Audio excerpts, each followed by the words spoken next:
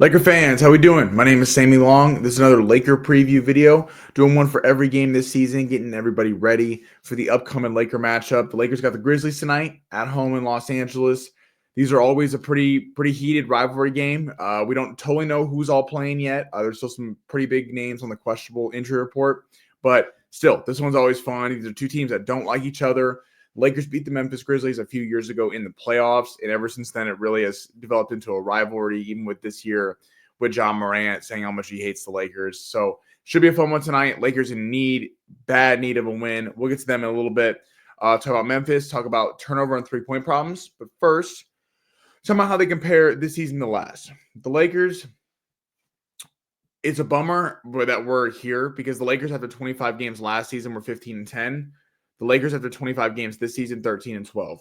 And LeBron and AD missed the same number of games at the point each season. LeBron missed 2, and AD has missed 1. It kind of just feels like a little bit of a repeat cycle with the Lakers. You know, they have the moments where they look really good, as evidenced by the Lakers starting 10-4. I know they benefited heavily from that 6-game streak where they caught a lot of teams with injuries and weren't playing a great schedule, but they were still 10-4, and they looked really good. They had beaten some really good teams at that point, and then really feels like the bottom has dropped out the last few weeks. You felt like this season with getting out to 10-4, the Lakers maybe weren't going to be in the spot where they're fighting to get in the plan, and they could rest some guys if they were safely in the 4 or the 5 seed or something like that, and get LeBron and these guys a little rest, and maybe they'd be geared up in the playoffs to go. Because I do think that the Lakers in a playoff series is still a very tough out, because when LeBron and AD and the whole team's on, they have really high highs, they just have really low lows. And I think when you get them in a playoff series where it's very locked in, we're buckling down for this set of games, they could be a hard out for some teams. But it just looks like, again, unless the Lakers go on a run, I know it's still early, but they're going to be back in this spot where they're fighting to get in the play-in, going to have to play the play-in if they even get there, and have to play their way in and play one of the top seeds instead of getting maybe a little bit of a break in the middle of the bracket. So I don't think that's all on JJ Redick. I do think JJ Redick's had a decent run so far. I don't think a lot of the things have been his fault. Obviously, LeBron missing a few games and the lack of defense. It's hard. That I understand people being mad at JJ Redick, but at the same time, he hasn't had Jared Vanderbilt. So it's hard to completely be like, he's not coaching any defense. They should be better, even without Jared Vanderbilt, but their best on-ball defender isn't there and hasn't played there all year.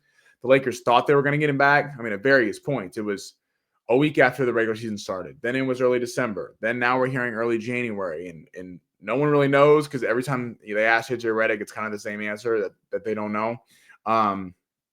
But again, hopefully the Lakers go on a little run here. But it just feels like with the age of LeBron, and LeBron looking like a little slower this year, and the turnovers being a problem with LeBron, and the rest is probably going to be extra crucial unless they make a major move at the deadline. And the Lakers aren't right now. We're not getting that. Again, it's very early, 25 games in the season. They could change that. But you got a really good Memphis team coming in LA tonight who has won 10 of 11 games, and are looking really hot. So we'll get to them in a minute. Turnover and three-point problems. Friday's game was interesting because it sucks the Lakers lost. Watching that game, I got to say, it wasn't a terrible game to watch. It actually was exciting seeing the team play some defense. They actually tried, holding them to 97 points. The Lakers were trying in that game. The offense was non-existent, and the turnovers were not there. I mean, the fact that they turned the ball over 11 times in the first quarter and were still in that game and had it within a few points at halftime is crazy to me. I mean, that was nuts. They were just turning the ball over left and right, lazy passes. I mean, post entries, not even looking if guys are open at the top of the key too. I mean, easy bunnies the other way.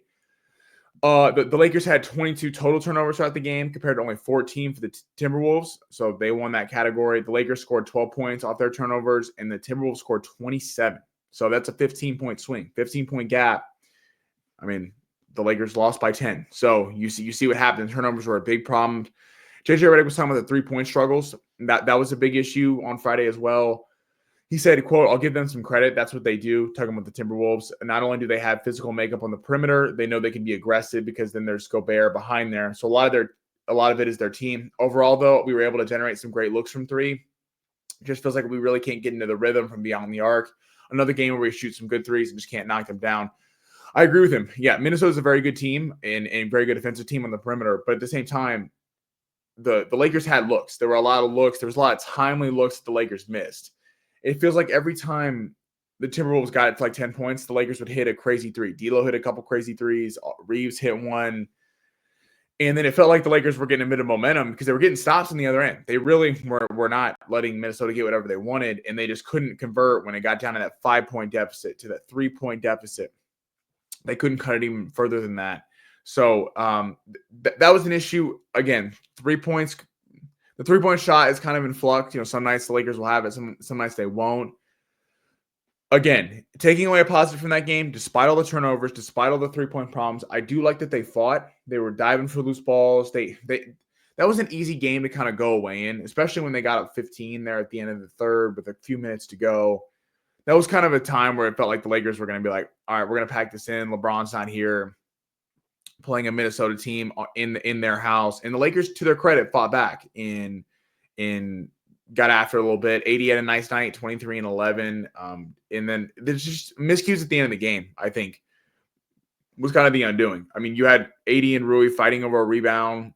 80 going for the one-hand rebound. Rui doesn't even grab it. I mean, that's like 5 points there that literally they shouldn't have had. So I don't think it was all negative. They tried their best Friday night, but then again, it's still now in the loss column and a team, Minnesota, that just jumped you because they have a better record now. So again, the Lakers expect to win, but I think there were some things on the defensive end that I take away from that game.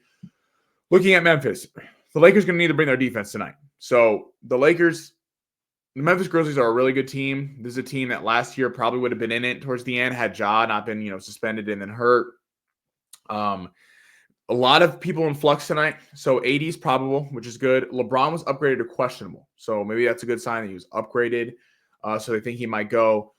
Same ones out. Wood, Shafino, Vanderbilt, Hayes, all out. It sucks, especially with kind of their size. It'd be nice to have Jackson Hayes or Christian Wood. The Grizzlies do have a few big pieces out. Zach Edey's dealing with an ankle sprain. Jay Huff's dealing with knee soreness. And Marcus Smart is also dealing with knee soreness. They're all questionable. Gigi Jackson II and Vince Williams Jr. are out with a ankle sprain and stuff like that. So some big pieces for them. Zach Edey, obviously very big piece.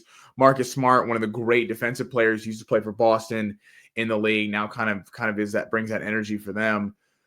They've been great though. They've won 10 of 11 games. They've been excellent. John Morant playing out of his mind. Desmond Bane doing what he does. Brandon Clark, Jaren Jackson Jr., Jalen Wells. He's a rookie or a young player out of Washington State. He's been very nice for them. That's how the starting lineup will go, especially if Edey and these guys can't go. Off the bench, Santi Aldama has really taken a big step. He had a nice game against the Lakers a few weeks ago. In the last 12 games for the Grizzlies, Aldama's averaging a little over 15 points a game, 61% field goal percentage, almost 60% from three, 8 rebounds per game, and 3 assists per game, and plus 80 on the plus minus. So this is a guy that he's become a big scorer. He had 20 the other night off the bench. The Lakers got to watch out for him, and they got to match that bench production because Memphis is a very deep team with or without these injuries. Jake LaRavia, decent player. Scottie Pippen Jr. That one always hurts. Former Laker. Didn't feel like Darvin Ham gave him a shot. He said something when they were playing the Bucks about how it's nice to be valued over here or something like that. So Scottie Pippen Jr., he's had some nice games against the Lakers. Definitely seems like he took it personal, him not staying on the Lakers roster. But he's become a nice role player for them. Nice player off the bench. Jay Huff is another center. He's, again, questionable tonight. So they got some size questionable. Zach Edey and Jay Huff are questionable. Jaren Jackson Jr. will be the guy taking most of the blunt for that if they can't go. So the Lakers got to bring it tonight. They got to bring a lot of size, and they got to get out and transition a little bit because this team's deep, and the Lakers got to get scoring off the bench. Hopefully LeBron's playing tonight. D'Lo's got to contribute. He can't get into 3 fouls early on like he did on Friday night because even though D'Lo defensively is not it, and he clinked some shots at the end of the game, he is the kind of guy that could match a guy like Aldama or LaRavia off the bench and add some scoring there. Hopefully Reaves kind of broke in on that Friday game, first game back. Definitely looks a little rusty, but he's dealing with a pretty good injury after that Oklahoma City game, so makes sense. Lakers gonna need some big play. I think Gabe Vincent at point guard actually worked out pretty well. I like seeing him running the team. He definitely, outside of some of the turnovers, kind of ran the offense pretty well, especially without LeBron. I think that was interesting. Love the intensity Max Christie brought early in that game. Hopefully he can bring that off the bench. And then AD and hopefully LeBron, they got to bring him. And Rui, this is a game that would be a big statement win for the Lakers, I think, to turn their season around. This is a team that has kind of punked you a little bit, has kind of gotten after you in the media, on the court. This season, the Lakers had a drubbing in Memphis. AD didn't play in that game, neither did Rui. But so this would be a big win in Los Angeles. Going to be a big crowd. The Lakers are still 13-12. It's crazy to believe that they're still a game over 500. Don't drop to 500. Then it feels like all the steam of the season kind of lets out. But so thank you guys. I appreciate you for listening, for tuning in. I want to get you guys on the post game show, which hopefully we're talking about a Laker W. So thank you guys. Appreciate it. Have a good one.